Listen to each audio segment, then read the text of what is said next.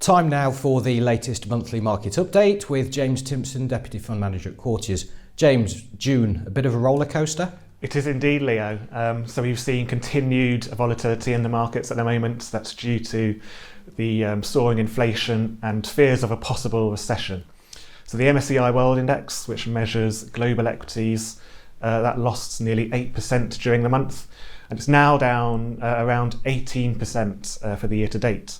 So it's actually just had its worst first 6 months of the year since 1970, when it lost just over 19%.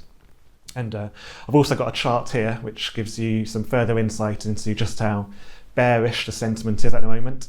So this shows the proportion of positive days in the market each year versus the proportion of negative days. And as you can see, so far this year, just 45.7% of days have been positive, which is lower than it was in 2008, which was, of course, the year of the global financial crisis.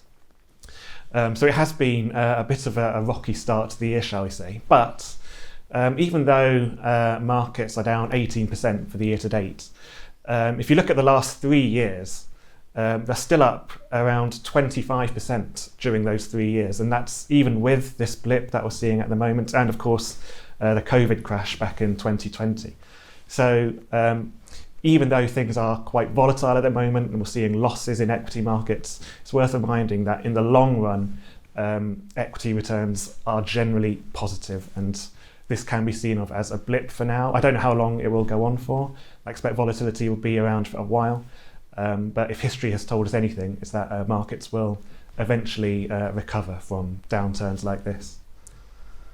James, very interesting insight. Thank you very much for your time. I'll look forward to catching up with you next month. Great, thanks, Leo. Thanks, James.